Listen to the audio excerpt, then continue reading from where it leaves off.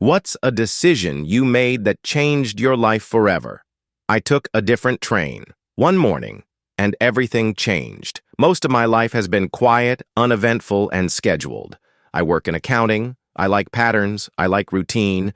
I always take the 7:45 a.m. train into the city, sit in the same seat if it's open, buy the same black coffee with too much sugar, and walk the same 8-minute path from the station to my firm. But one morning 3 years ago, the 7:45 train was canceled. Just canceled. Out of nowhere. I stood on the platform with maybe 20 other annoyed commuters, looking around like we'd been thrown off a cliff. I remember muttering something about reliability under my breath. The next train wasn't until 8:05 a.m., 20 minutes late. I could have waited. That was the logical thing, but for some reason I didn't. I turned around, walked out of the station, and headed to the nearby bus stop I hadn't used since college. That one decision changed my entire life. The bus was half empty. I sat at the window, watching the morning unfold in slower frames than usual. I wasn't used to seeing the neighborhoods between stops. The laundromats opening, sleepy cafes lighting up their signs, a man pushing a cart of fresh bread into a bakery. I got off at a random stop and decided to walk the remaining few blocks to the office. I passed a tiny bookstore I'd never seen before. Not because it was new. It had probably been there for years, but because the train route and my usual path never led me near it. Its window was decorated with paper stars and handwritten notes. There was something charmingly messy about it. One sign read, "Books you didn't know you needed." I was early now, ironically, so I went in. There was a bell above the door that jingled softly. The place smelled like old pages, cinnamon and floor polish. Behind the counter was a woman around my age, reading a tattered copy of The Secret Garden. She looked up and smiled in that way you only see in genuinely kind people. Not forced, not too polite, just warm. "Good morning," she said. "Coffee or books first?" That threw me. "Books," I replied cautiously. She gestured around. "Go wherever your eyes take you. That's the rule here." I wandered between shelves labeled with hand-painted tags. Heartbreaks you'll heal from, stories told in silence, strangers who save each other. I picked up a book about time travel and grief, an odd mix, but it stuck to my hands like it had been waiting for me. I bought it. As I left, the woman, her name was Ellie, I'd later learn, handed me a tiny card. "If you like the book, come back and tell me. If not, tell me anyway." I nodded, smiled, and left. I didn't know it then, but I would return the next day, and the next.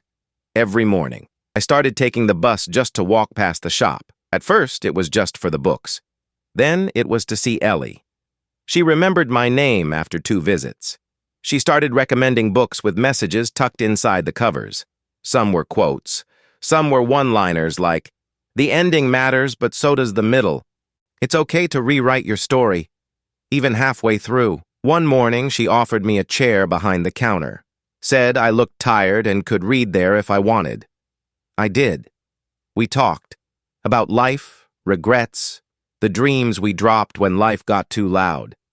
I told her I used to write short stories in college. She told me she once wanted to be a librarian in Iceland.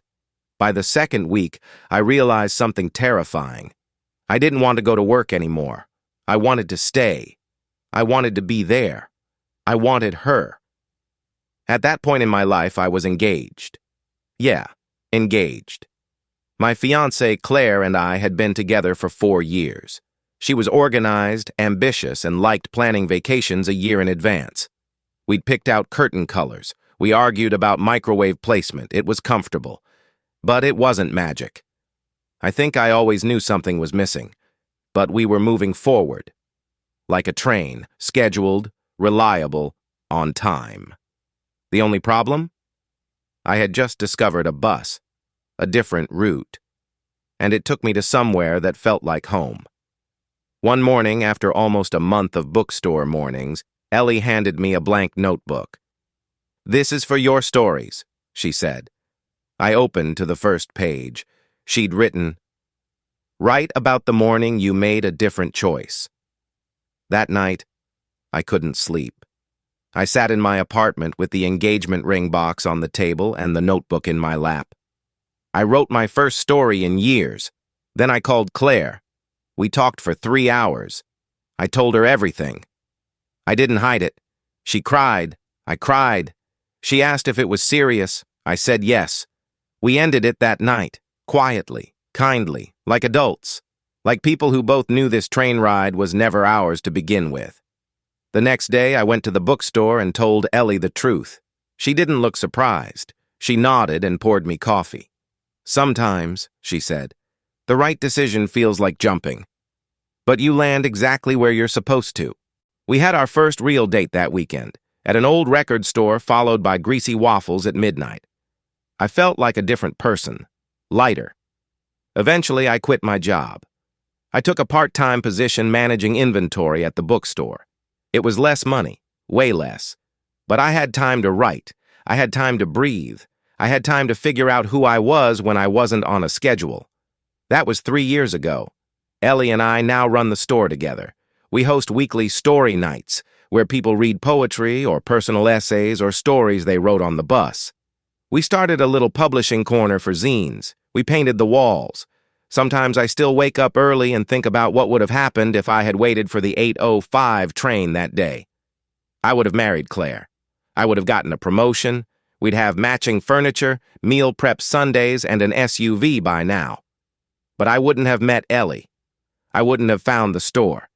I wouldn't have discovered how much I'd been shrinking inside my own life. One decision. That's all it took. Just walking away from the platform. Trying something different.